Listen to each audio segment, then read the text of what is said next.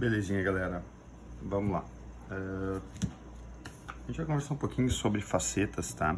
E a gente tem algumas guias. Na verdade, a gente vai conversar hoje sobre guias, tá?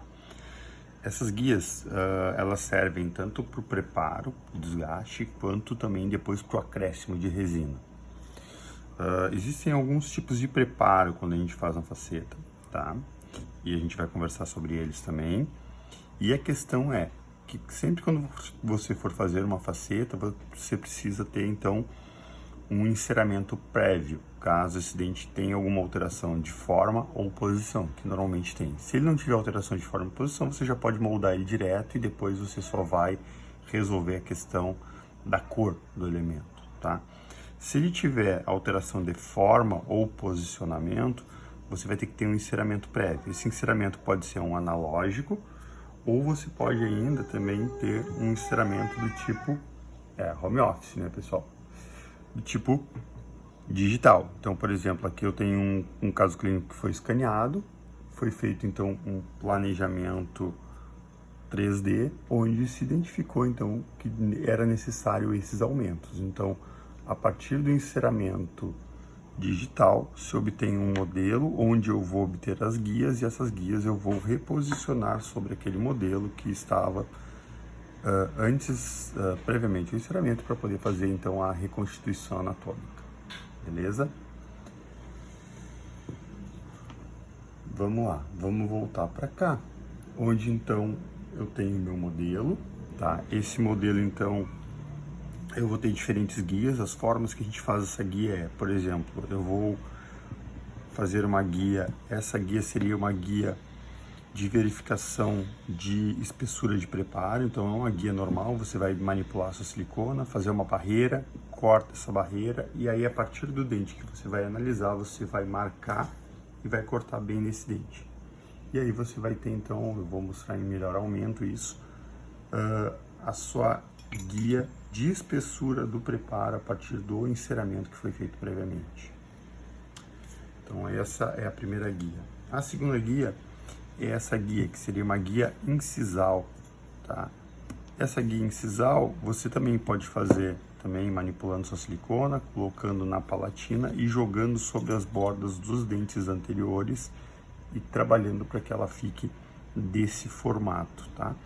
Então você vai ter uma guia também, uma guia importante na hora da reconstituição anatômica e você entender a forma e a reconstituição incisal.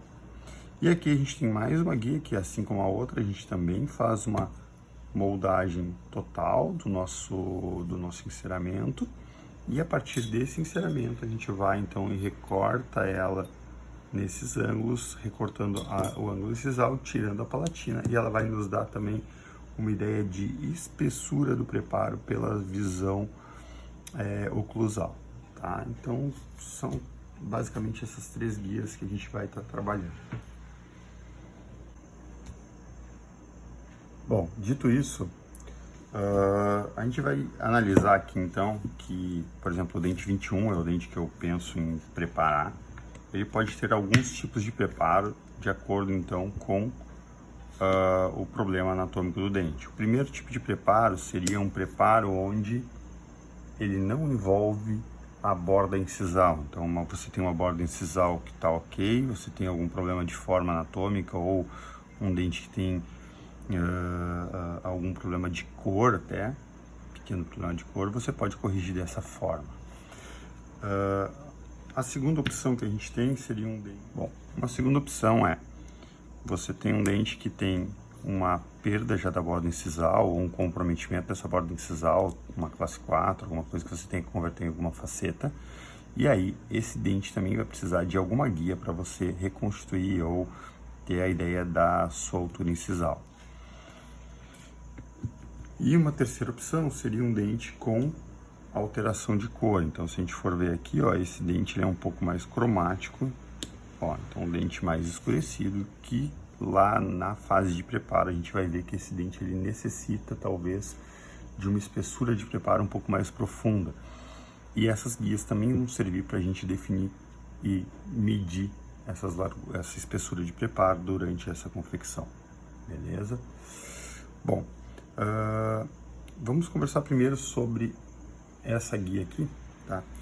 E justamente ele foi cortado ali naquele dente, onde eu posso posicionar no dente 21, e a partir desse posicionamento eu consigo verificar ali então qual é a espessura do meu preparo, tá? Então aqui eu tô com uma espessura perto da incisal de 1 milímetro, e eu tenho uma redução incisal aqui também de quase 2 milímetros, tá? Ou 2 milímetros.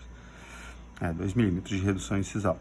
Então eu consigo controlar a partir disso o quanto eu fiz de desgaste em cada um dos terços do dente, tá? Então é uma guia bastante interessante. Eu posso fazer a partir dessa mesma guia e recortando e ter diferentes dentes lá e escrevendo na guia dente 21, dente 11, dente 12, eu vou tendo uma guia para redução tanto incisal quanto de espessura então da minha faceta, e aí durante o preparo eu posso posicionar na guia e ir trabalhando então com a minha sonda milimetrada para fazer essas medições.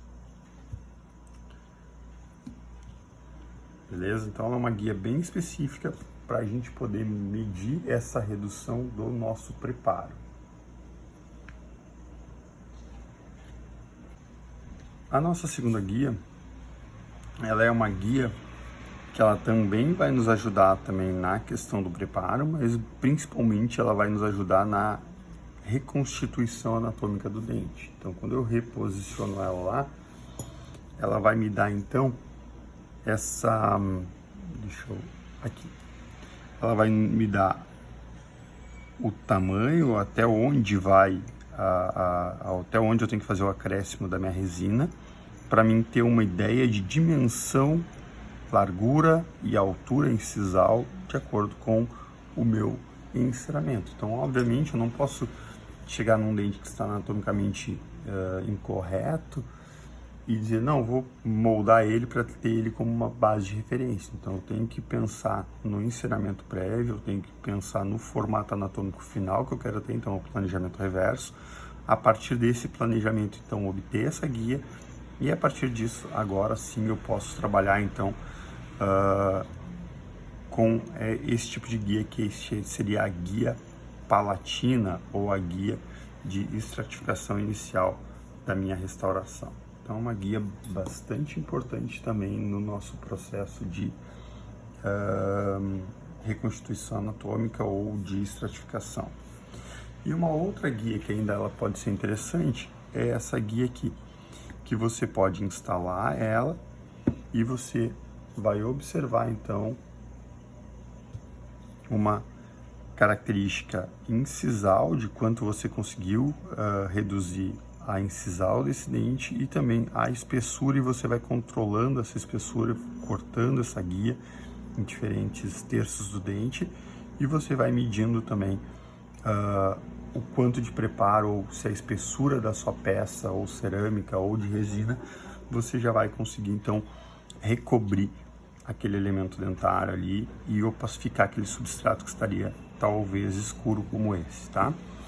Então, são algumas guias, elas são importantes. Normalmente a gente pode trabalhar com silicona, essa silicona é uma silicona mais rígida, uma silicona para laboratório, aqui também é uma silicona de laboratório, ou até uma silicona de adição ou silicona de condensação para poder executar essas guias, tá? E normalmente são guias bem tranquilas de serem executadas no nosso dia a dia da clínica. Então, a respeito de guias, eu acho que era isso, tá? Eu acho que a gente precisa ter esse conhecimento de que a gente precisa ter um planejamento prévio, que pode ser digital ou analógico, e a partir disso, então, eu vou ter esse planejamento reverso para poder, então, executar o meu processo restaurador, tá? Não falei nada ainda de mapa cromático, de tomada de cor, nem nada disso. Isso a gente vai ver durante a aula qual é o momento oportuno para isso. Mas as guias são um planejamento prévio daquilo que a gente está querendo executar e de acordo com o preparo e situação dentária que a gente quer corrigir.